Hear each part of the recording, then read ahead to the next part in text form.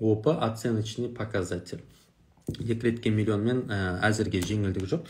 Қаңтар айында обновленный сабақты жасаймын, себебі білесіздер, қаңтар айында январда МРП өзгереді, потом жеті МЗП-ның мөлшері өзгергелі жатыр. Соған байланысты именно декретке миллионмен бойынша біраз өзгерістер болады. Оны да бір қаңтар айында сіздерге скидкамен декретке миллионды жасармын ол кезде. Бұйырса 2022-ге жетіп алайық, Құдай қаласа. 50-50 алсақ ОП-ға жетіп керегі жоқ. ОП-ға жету керек 50-50. Вот именно, мысалы қараңыздар, мемлекеттік бағдарламамен там ОП, СОП-ның особо қажеті жоқ. Потому что ОП-ның барлығы 50-50-дің расчетымен алынады. Мысалға қараңыздар, кейбір адамдар айтады, банк менің жинаған ақшама да процент қосты деп жатады. Міне, осы сөйлемнен уже түсіну керек, ол адам ОП-ны түсінбеген. Бұл немістердің системасымен келген. Сіз 50%-ын жинайсыз, бірақ кемінде 3 жылда жинау керексіз, да? Это минимум. Мен бірақ қанша елге уже бағдар беріп жүргенімен, мен 2014 жылы ең алғаш депозитімді ашып, но маған ОП-ны түсіндірген жоқ. Әйтір банктың менеджері отырды, сала бер, ашты, сала бер. Ол кезде 3 сағат отырам. Еще депозит ашуға, білесіздер ме, комиссия бар. Договорный суммаға байланысты. Сөйтіп 11 000 теңге комиссиямды төлеп барып депозит ашам ғой, ойлаңыздар. Ол кезде бір Жилстрой Сбербанк деген бір жабық есік саясатын ұсынатын бір банк сияқты болатын ғой. Не адресінде білмейсің, үй алып жатқандарды да түсінбейсің да. Вот кейін міне барлығы уже прозрачно, барлығы ашық бола бастады. Где-то 2015-16-тан бастап, я. Сосын барып мен 2014 ладно депозит аштым, әйтеуір 45 000-нан ол кезде мен сала бердім. Былайша айтқан кезде мен ОП-ны түсінбегендіктен я профукал этот весь год. 2014 жылымда былайша айтқан кезде ОП-ның стажы өте аз. Потом мен 2015-ке келдім. 2015-те вот үйлендім. Үйленген жылы Пончикке Лаураға депозит аштым. Сөйтіп, он как, семейный пакет. Бірақ қараңыздар, семейный пакет деген ешқандай арнайы атау жоқ.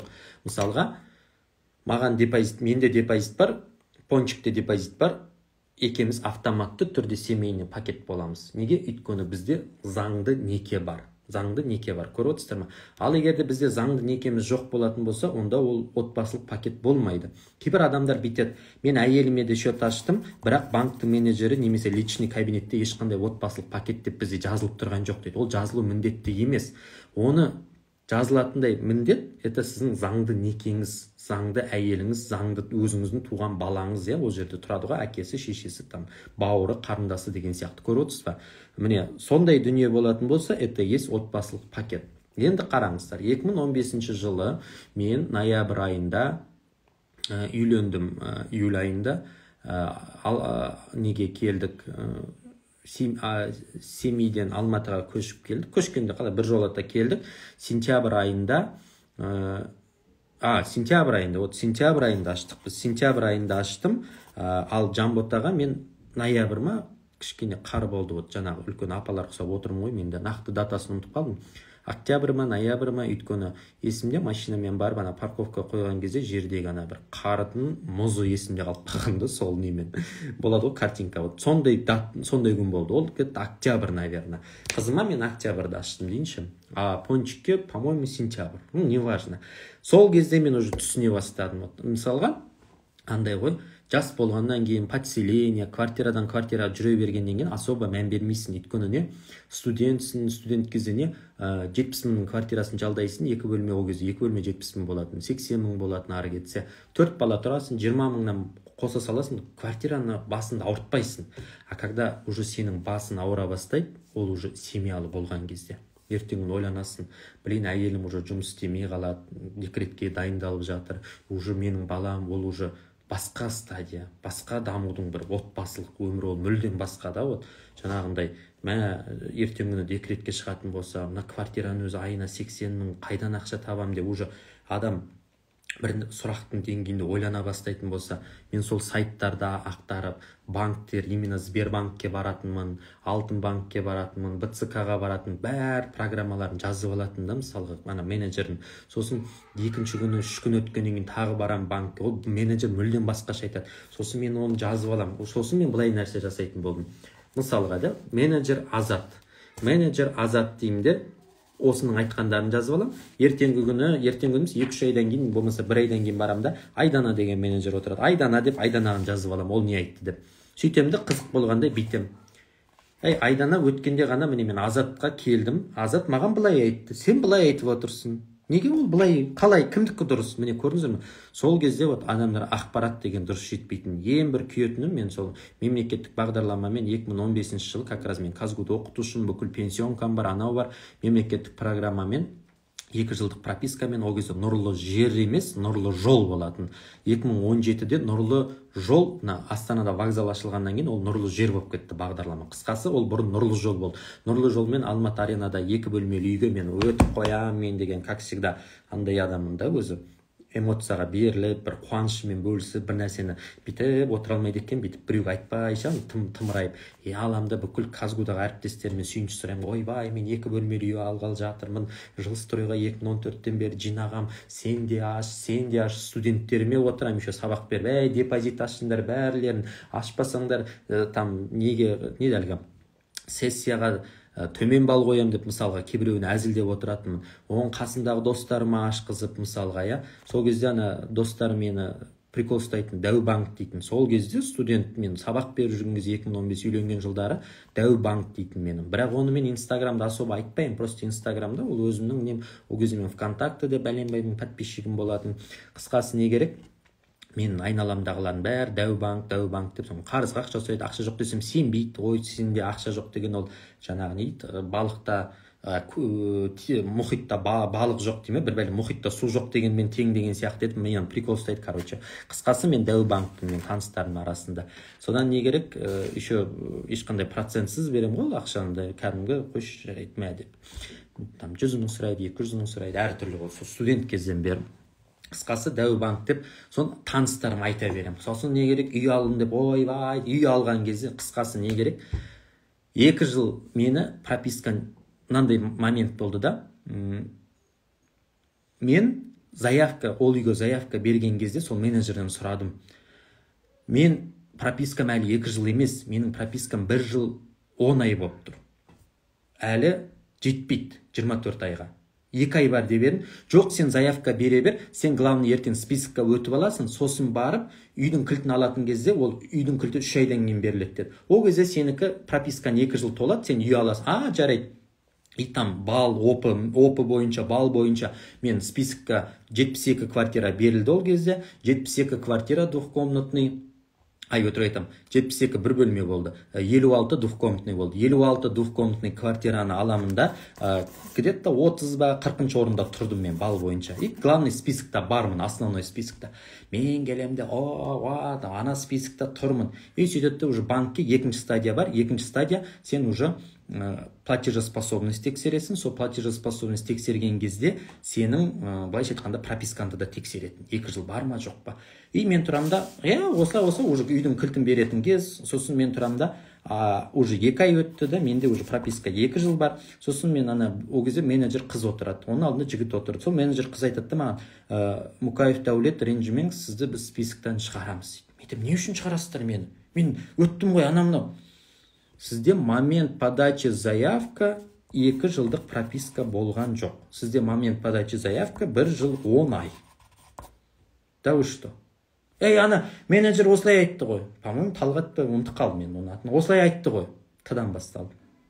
Осылай айтты ғой десем, жоқ осылай.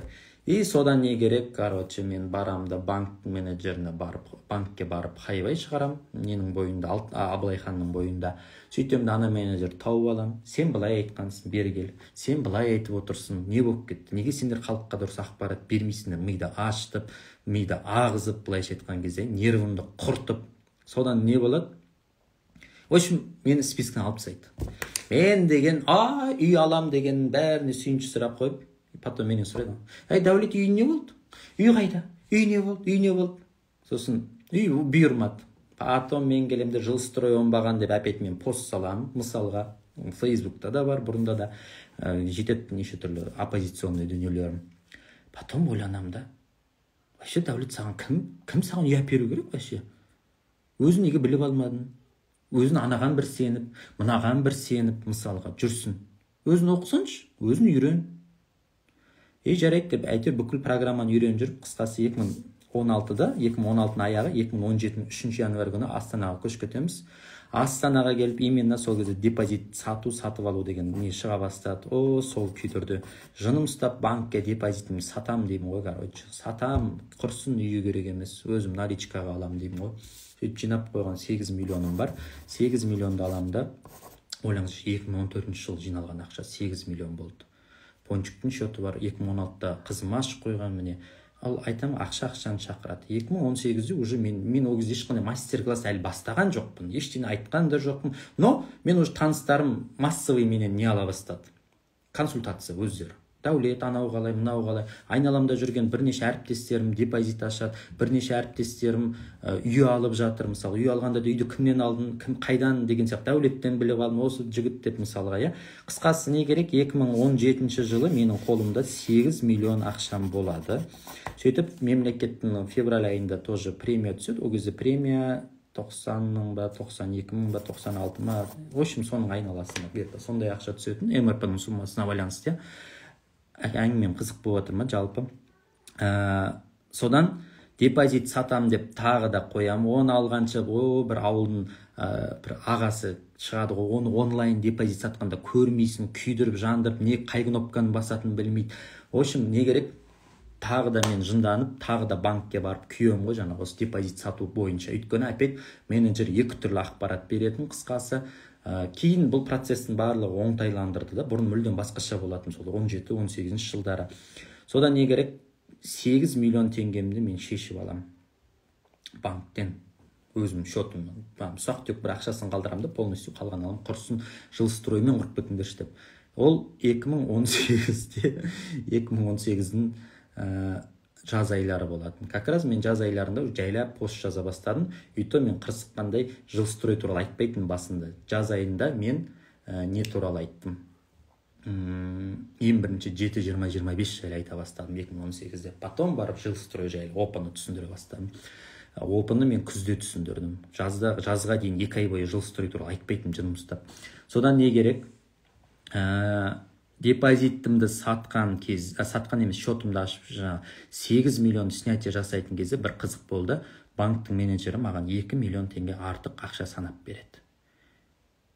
10 миллион теңге. Хотя мен жұмыс уақыт аяқталайын деген 5:30-ға дейін ба, 5:30 уақыт болатын шамамен. Содан мен аламда, ол кезде, кстати, мен семейде каникулда болғам, жазғы демалыста, жаз айларында. Сөйтіп, мен кассаға келдім, маған 8 миллион өзім снятие жасағалы тұрмын.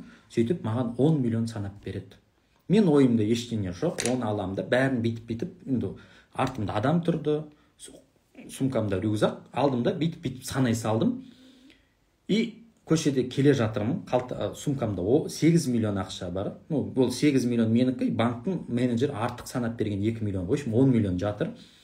И келе жатырмын, Семейдің несі, ол Шай Жүнісов көшесі ме, сода орналасқан, былай қарай акиматтың алдына келген кезде мен жаңағы кассадағы көз алдыма, мен слухымнан көрі, менің зрительный памятім жақсы да. Кейде адамдарды көргенге, неге, не жазғаны, солай есімде қалады. Ал адамның айтқаны көбінесе есімде қалмайды. Сондықтан мен көбінесе жазам, көп нәрсені. Сонда көз алдыма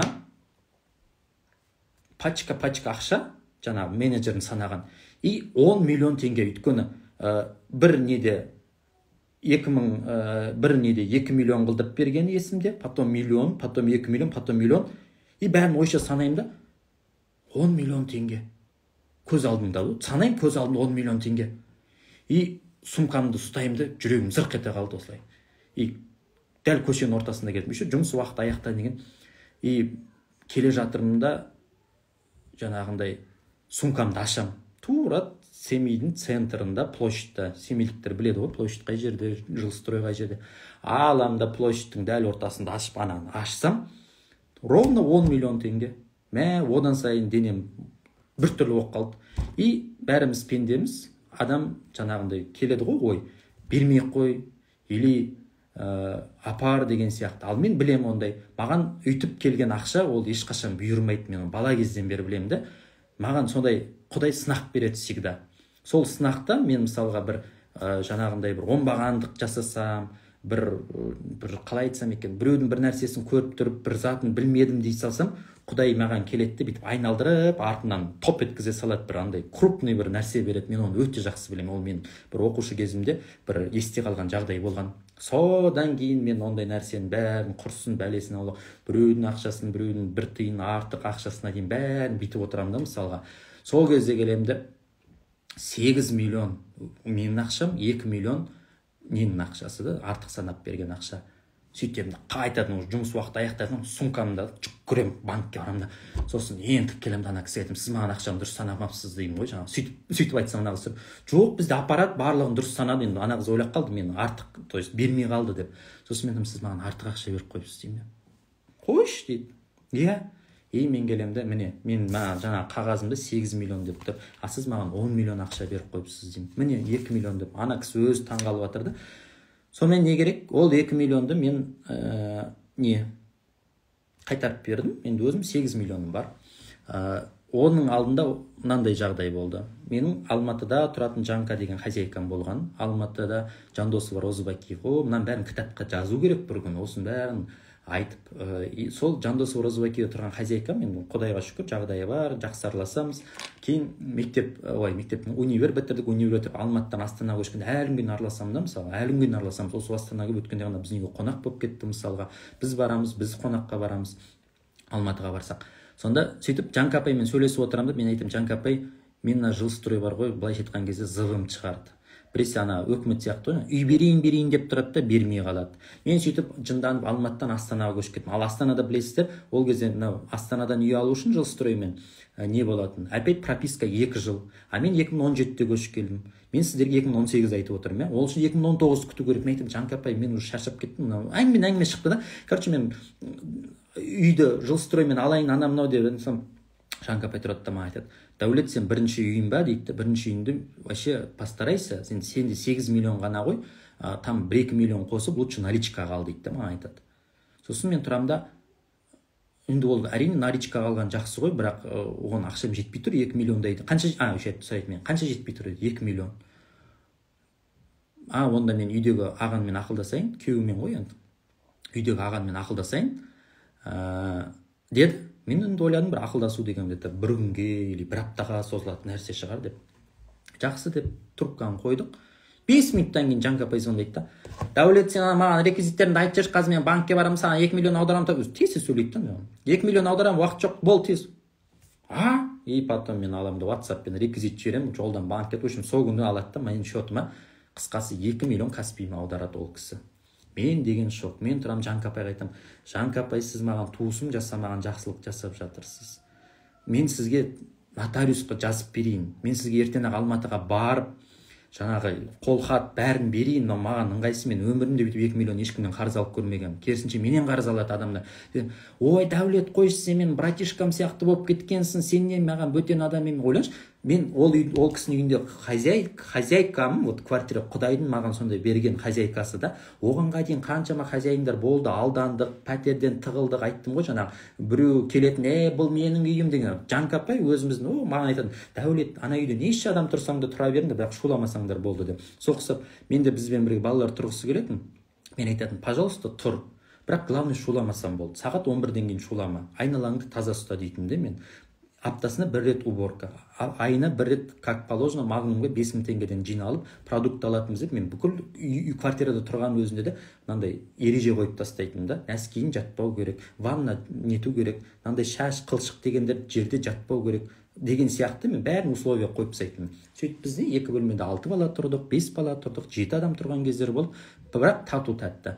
Сөйтіп сол Жанка апаймен, қазір вообще сестрам сияқты болып кеткен. Содан не керек? Қысқасы 2 миллион алады, мен 8 миллионын алам, 2 миллион бар, 10 миллионмен наличкаға 1 бөлмелі үй ала бастаймын. Это жаз айында. Это было июнь-июль айында. Сөйтіп жайлап, июнь-июль, там каникул, сентябрь айында телевизия, новый проект күзде келе бастаймын. Сөйтіп Дана Нұржігіт уже жақсы араласамыз. Дана апай айтады маған, Дәулет, слушай, мына білімнің бәрін сыртқа шығару керек саған. Бұл білім қазаққа керек. Ол кезде мен Инстаграмда 24 мың ғана подписчигім бар. И Дана Нұржігіт айтады да маған, Дәулет, бұл білім саған, сен уже үйіңді алдың. сен халыққа керек, айт, жаз. Жарайды, айтам, жазам, мен саған инстаграмда көмектесем, таныстарға айтамыз, бүйтеміз. Мен де өзім бірнеше, оның алдында бірнеше танымал звездалардың несін, аккаунтын жүргізетін. Бір жағынан ойладым, қашанға дейін мен біреудің артында жүрем, қашанға дейін біреудің көлеңкесінде жүрем, танымал адамдардың посттарын жазып, ол адамдар посттарын етеді, мына әнші не деген сауатты, не деген күшті, мына әнші кітап оқиды екен ғой деп, оны адамдар сөйтіп ойлап отырады да. По факту кейбір әншілерге мен жазып беремін, аттарын айтпаймын, бірақ олар да жақсы ақша береді маған, 100 мың, где-то 120 рекламадан там процент деген сияқты. Но 5 аккаунт жүргіздім, 5 аккаунттан ол кезде 500 мың алатым, это зарплатамнан бөлек. Мен Аллаға шүкір жан жақта бір неде жүрсем де бірнеше жұмыс қатар алып жүретінмін. Алматыда жүргенде де, Алматыда таңертең Казгуда преподавателімін, обедте хабарда жүрем, кешке курьермін, түнде таксовать етемін, бірнеше әйтеуір Аллаға шүкір. Бірақ адам әрекет ету керек те, мысалға. Соны ойлаймын, қазіргі менің жеткен деңгейім, осы Құдайдың бір несі ғой, әрине несібесі. Осы балам, осы пендем осылай әрекет еңбек етіп жүр ғой, осы балама берейінші деп Құдайдың да беріп атқан несібесі ғой деп өзім есептеймін, өзім ойлаймын соны. Содан не керек? Күшті айтамын бір пауза жасап алайықшы, ойым бөлініп кетті ғой. Так, бірінші, Дана Нұржігіт бар, бірінші үй, рекламная пауза. Бұл жерде жаңа хабар агенттігі немесе 31-ші арна КТК көріп отқан реклама шығады ғой. Сіздерге реклама айтып жіберейін. Баспанаға бағыт деген, баспана лайк деген бізде марафон болады. 25-28 желтоқсан күндері менің шәкірттерім Ұлан Дүйсен өткізеді. Сол сабаққа, сол марафонға міндетті түрде қатысыңыздар. 2022-ге толығымен бағыт бағдар аласыздар. Өкінбейсіздер. 2022 жыл бойы Құдай қаласа рахмет айтып шығасыздар. Өйткені мен білем, март айында қатысқан марафонға қатысқан оқырмандан әлі күнге дейін хат келеді. Дәулет, рахмет, Дәулен, Ұлан, рахмет деп. Осы жолы Дүйсен де өткізеді ол сабақты. Банктың менеджері де болады. 4 күн бойы, 4 күндік керемет білім аласыздар. Менің таплинг сілтемемді басыңызда. Так, давайте, рекламам бітті. Енді ары қарай әңгіме айтайын. Сөйтіп Дана апай айтады, мен саған айтам, бүйтем. Сосын жаңағы танымал звездалар бар ғой. Сосын мен айттым танымал звездаларға да. Менде осындай бір жоба бар, баспанаға бағыт, баспаналы бол деген. Вы меня поддержите дедім. Жарайды, без проблем, Дәулет. Өзім текстін жазып жібер, олар особо текст жазбайды ғой, жаза алмайды кейбіреулер. Сөйтіп мен өзім әдемілеп текстін жазып, өзім аккаунтымды нетем. Одан бөлек жаз айында мен аккаунтым Дәулеттен деп өзгерттім. Бұл да история қызық. Бір күні Әуесбайдың қанатына кірсем, қанаттан депті. Қанаттан, это орысша жаңағы ненің Red Bullдың рекламасы бар ғой, Red Bull қанаттандырады, Red Bull окрыляет деп бір орысша шығады ғой. Қанаттан деген күшті ғой, былай қанатын талмасын, қанаттанып жүре берді. Сөйтіп қанаттанға қарадым да, Дәулеттен деп өзгертіп қойыншы деп. Сөйтіп сондай логин қарасам өзгерді. Оны не үшін Дәулеттен деп өзгерттім? Себебі жаз айлары ғой. Жаз айларында мен именно 7-20-25 жайлы пост жазып, үй туралы жаза бастаған, қаржылық сауат туралы жаза бастаған кезде кейбір адамдар уже банкке барып, үйін ала бастады. Банкке барып біраз нәрсе біле бастады. Соны банктың менеджерлері отырады да, кім ол? Қайдан білесіз осының бәрін дейді. Дәулеттен білемін ғой, Дәулеттен. Ол кім Дәулеттен? Дәулеттен инстаграмда. Кімнен Дәулеттен, кәріспен ешқандай шатысы жоқ, шатаспаңыздар. Екінші мағынасы Дәулеттен, осы біз біреуге тілек айтқан кезде айтамыз ғой. Дәулеттен не бер, дәулетті болайық, дәулеттен. Екінші мағына ол етістік. Көрдіңіздер ғой. Екі мағынасы бар. Сөйтіп Дәулеттен болды қысқасы. Содан Дана апай мен инстаграмға салды, тағы 1-2 звезда, бір емес 4-5-6 звезда салды. Одан бөлек декретке миллион мен деп посттар жаздым, тағы да бір көп адам келді. В общем, не керек? 26 мың подписчиктен бір аптаның ішінде 100 мың подписчик асып кеттім, 100 мыңнан. Бәр уақытта келген кезде опыр-топыр, мынау кім, сен қайдан шыққан алаяқ, тағы бұл компания 3 жылда кім, жаңа Жилстройды айта бастағаныңыз айтасың ғой, Жилстройды 3 жыл жинаңдар дейсің ғой, енді опыны түсіндіріп жүрсің елге, опың 16 бол үшін 3 жыл жинайсың, сонда 3 жылда бұл компания бар ма, жоқ, бұл компания емес, бұл банк, сонда біреу, бұл сенің компанияң, жоқ, бұл менің компаниям емес.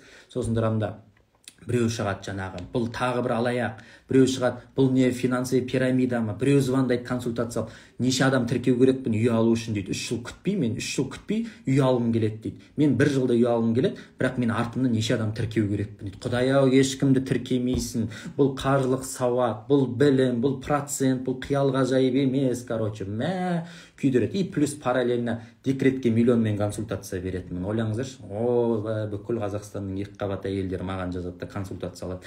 Аяқ жағында қуа бастайды кейбіреулер. Дәулет мырза, қалай ойлайсыз, ұл туам ба, қыз туам ба дейді. Болмаса бір УЗИдің бір суреттерін жібереді де, жаңағы балам былай жатыр, мына қалай ойлайсыз? Мен айтым, Құдай-ау, мен акушер-гинеколог емеспін, маған не сурет жіберіп отырсыз, мен дәрігер емеспін деген сияқты. Неше түрлі адам болады. Қысқасы, осы 2020-ға дейін мен консультация бердім ғой. 8.000 адамға консультация өткізген екен. Ойлаңыздаршы, 8.000 адам, 8.000 тағдыр, 8.000 түрлі психология, 8.000 түрлі тағдыр, 8.000 түрлі адамның табысы. Әртүрлі адамдар бар, неше түрлі адам көр. Кәдімгі психолог болып кеткенсің ғой. Қысқасы не керек? Содан кейін қой енді бүкіл Қазақстанның екіқабат әйелдері баланың УЗИ-ның суретін жіберіп жатыр. Ертең бала туатын кезде басқа жердің суретін жіберіп тұрмасын деп. Қысқасы, декретке миллионмен деген консультацияны мен тоқтаттым. Тек қана сабақтарым бар. Болды. Сонымен нервімді тынышталды, шынымды айтсам. Сөйтіп жүрген кезде, анау қалай, мынау қалай деген кезде бір күні маған банктен жоғары лауазымды біреулерден звонок түседі. Мені неге шақырады? Үлкен бір отырысқа, былайша айтқанда. Барам, костюм шалбарымды киіп, как раз мен ол мастер-класс жасадым. Ең алғашқы мастер-класс декабрьде жасаған болатынмын. Буквально декабрьдің аяғында, 2018-дің аяғында үлкен бір кісілердің ортасына топ ете қалам. Аты жөндерін айта алмаймын, мен сразу айтайын. Қазақша, орысша араластырып сөйлейді бар. Сосын мені отырғызады да, сен кімсің дейді маған. Банк туралы айтады. Банкте жұмыс істедің ба деп маған сұрақ қояды да. Мен айтам, мен банкте жұмыс істемеген адаммын деймін. А онда сен какой ты имеешь право людям рассказывать о банках деп біреу сөйлейді. Мен айтам, мен не үшін айтпау керек? Мен банктың коммерциялық тайнасын айтып отқан жоқпын. Мен қарапайым халыққа сіздер түсіндіре алмайтын, халық түсіне бермейтін дүниені, қазақша дүниені қазақша айтып жатырмын деді. Деп айттым. Сосын маған тұрады, сен білесің бе, біз сені любой уақытта мошенник қылдыра саламыз. Саған уголовный не жасап, сені түрмеге жібере саламыз деп біреу сөйледі. Осы сөзді естіген кезде бар ғой, ішім деген күйді. Анандай. Куда я попал да?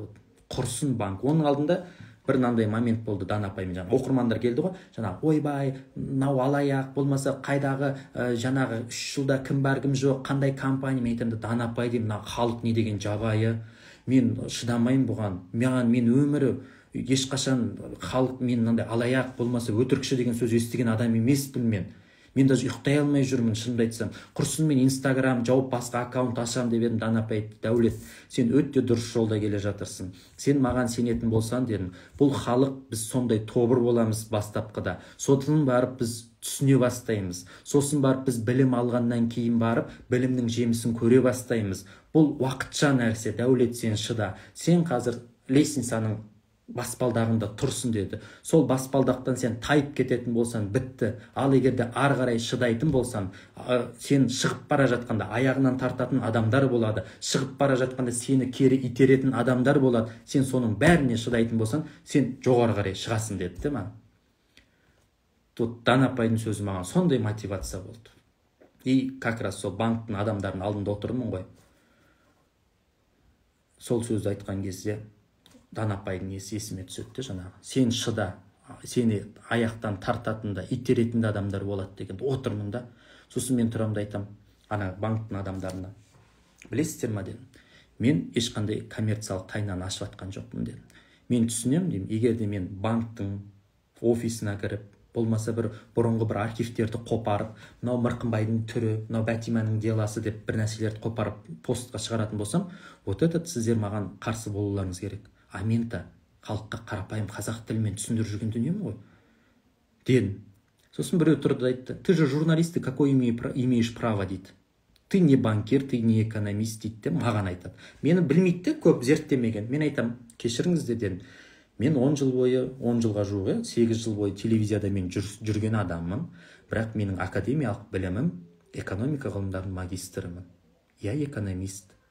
Я окончил Казахский национальный университет с высшим образованием. То есть с отличием, с красным дипломом. У меня образование магистратура, бакалавр.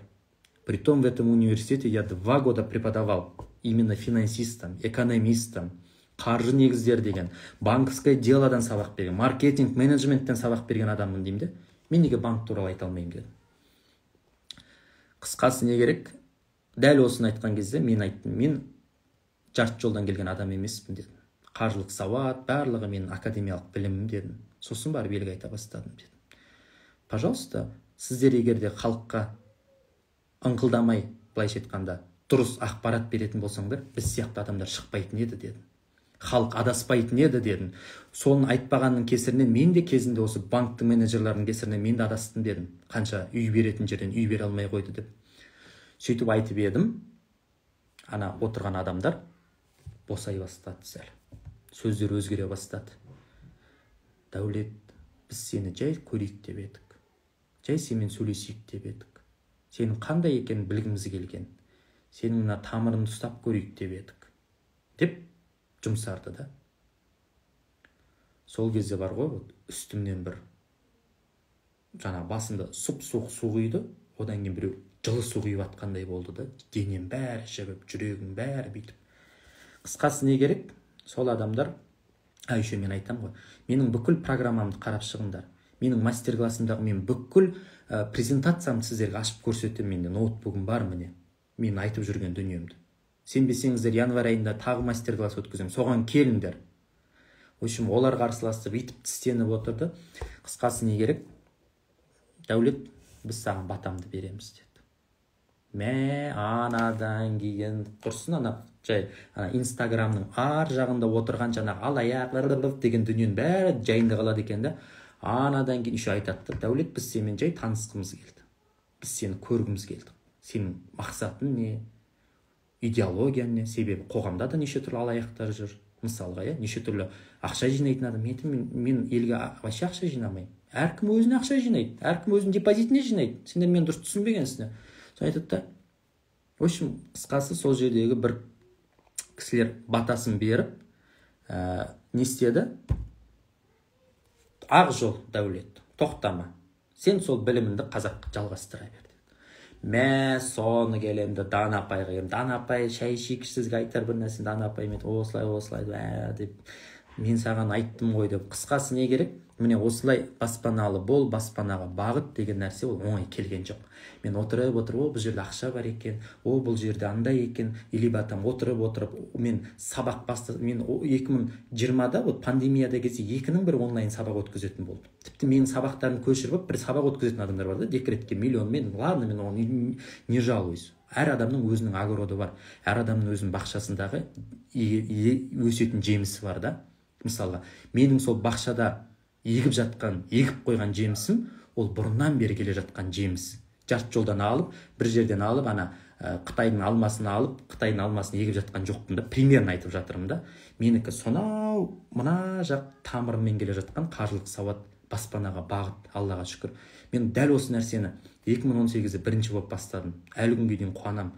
Әлі күнге дейін Дана апайға мен рахметімді, алғысымды білдіремін. Екінші адам болды Айнұр Тұрсынбаева. Көрді мені, Дәулет, бұл керек, мен сені Инстаграмда айтайын, халыққа танытайын, сенің посттарыңды нада будет, тегін рекламасын жасайын, сен де менің сабақтарымда спикер бол, елге айт деп, екінші волнамен Айнұр Тұрсынбаева мені өзінің миллиондаған оқырмандарына таныта бастады. Аллаға шүкір, қазіргі таңда міне сол еңбектің нәтижесінде 1.800.000 болып отырмыз. Көрдіңіздер ма? Сондықтан да бұлақ көрсең көзін аш дейді. Мен де қасымда жүрген командамның барлығына не істеймін? Бағыт-бағдар беріп отырам. Сол сияқты міне менің қолымнан, менің білімімді алып, мені аға тұтып, осы баспаналы бол деп елге бағыт беріп жүрген Ұлан деген шәкіртім бар, консультация беретін, Дүйсен бар. Ұлан, Дүйсен үшеуміз мастер-класс өткізейік деп отырмыз. Міндетті түрде қатысыңыздар. Бұл жай ғана сабақтың бер жағы, сабақ емес, даже бұл жай мысал. Ол сабақта сіз ертең күні айтып отырмын, 2022 жылы керемет, алғыстан басқа айтарыңыз болмайды. Күшті сабақ болады, білім аласыз. Сондықтан халықтар дұрыс ойланып, дұрыс сұрақ қойыңыздар, айдалаға қумаңыздар. Сосын тағы да бір не болды. Дана апаймен жақсы араласам, көреді ғой көп адамдар. Сонда басқа да звездалармен араласатынмын. Сонда Дана апайда бір күшті бір момент болды. Андай бір кісі жазды Дана апайға: Дана Нұржігіт, сәлематсыз ба? Қызымның тұсауын сізге кестірейін деп едім, сіздің гонорарыңыз қанша деді. Ал енді Дана апайдың инстаграм менде бар, ол кісіге тоже инстаграм үйретіп, бүйтіп нетіп жүретін. Сөйтіп Дана апайға сол хатты оқыдым. Дана апай, сіздің ставкаңыз қанша дедім, тұсаукесердегі. Мен айттым, менде бірнеше танымал адамдардың несін парақшасын жүргіздім. Сосын Дана апайға айттым: Дана апай, мен танитын мына әншіде осынша гонорары, мына актер, актрисада осынша гонорары,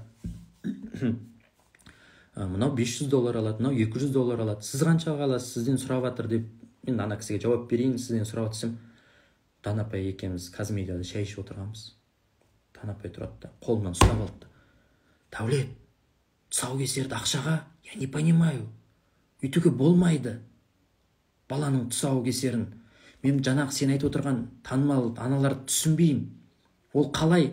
Баланың ақ жолы, ол періште ғой. Еще періштеге келіп сен ставка қоясың. Мына дүниеде сатылмаған не қалды?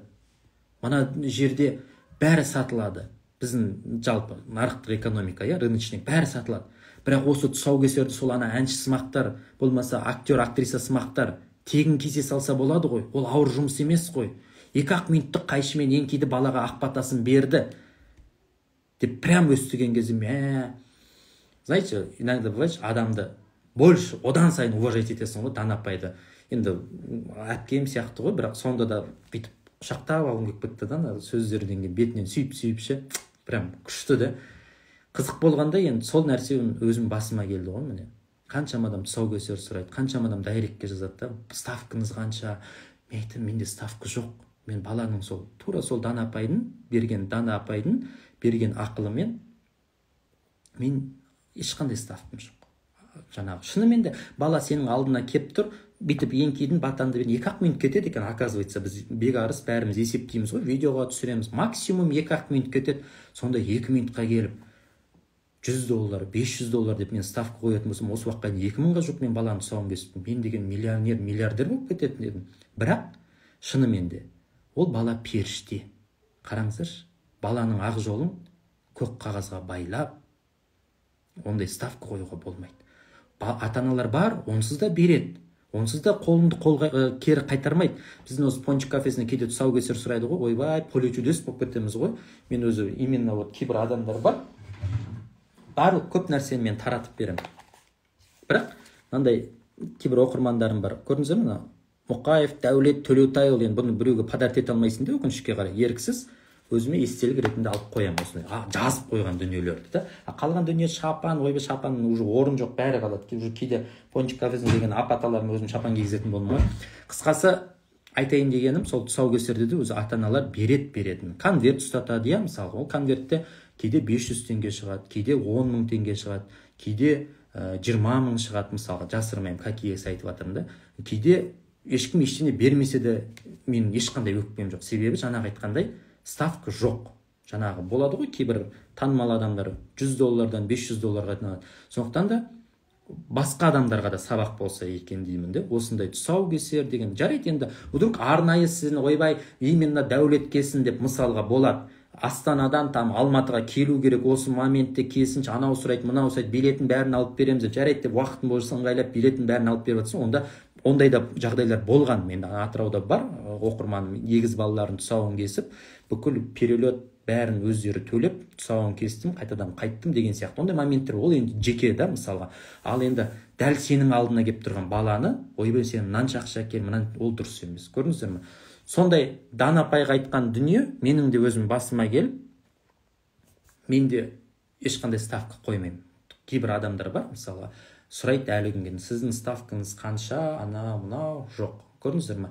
Сондықтан мінекей, баспанаға бағыт деген дүние барлығы осылай келіп, осылай басталған болатын. Менің остается 1 минут 50 секундым деп обратный отчетым кетті. Сондықтан күшті бір пайдалы, әдемі мотивацияға толы эфир болды деп ойлаймын. Жанкапайдың 2 миллионын аударып жіберді, елдің бәрі таң қалды ғой. Менің танысым туысым бермеген ақшаны сырттан осылай араласып кеткен адам 2 миллион берді маған. Сөйтіп мен бір бөлмелі үйді алып баспанаға бағыт, оны мен мамам атына жазып берген. Сосын үй туралы айтам, елдерден сұрайды ғой маған. Өзінің үйің бар ма дейді, мен жоқ дей салам. Зачем әңгімені көбейтем? Ана үй бүйткен, оны мамам атына аударған деп. Потом елдер қуа бастады тоже. Ойбай, өз атында үй жоқ, қалай ол елге үй туралы айтады деп. Ол не важно? Ол адам айтары болса мысалға, иә? Тыңдау керек қой. Соны қойшы дедім де, екінші үйді алғанда өзім атыма жаздым, үшінші үйді алдым, өзім атыма жаздым, мә керек болса деп, ал керек болса. Одан ештеңе өзгерген жоқ. Көрдіңіздер ме? Сондықтан сөз деген нәрседе кейде адамды құлатады, кейде жылатады, кейде сол сөз күлдіреді, кейде сол сөз адамға рух береді, энергия береді. Ал маған энергия беретіні сол мыңдаған қазақтың, миллиондаған қазақтың батасы, алғысы деп білем. Сол берген білімнің жемісін мен прям күн сайын Құдай отчет келеді. Жылдың басында копилка бастаңыздар, ақша жинаңыздар деп неткен, бәрі отчет жібереді. Мен айтам, енді сол копилкадағы ақшаның бәрін все депозитке салыңдар, премия аламыз Құдай қаласа. Көрдіңіздер ме? Әрекет ету керек, білім алу керек, бағытыңыз дұрыс болу керек. Ал егер бағытыңыз дұрыс болмаса, жүресіз жаңағыда мен ұқсап банкта айналып бәрін боқтап. Сондықтан марафонға қатысыңыздар, таплинг сілтемені басыңыздар, алтын айға жазыңыздар, 25-28 күні супер-пупер марафон болады. Міндетті түрде қатысыңыздар. Мына тікелей эфирді мен сақтап қоям, комментарий жазып кетіңіздер.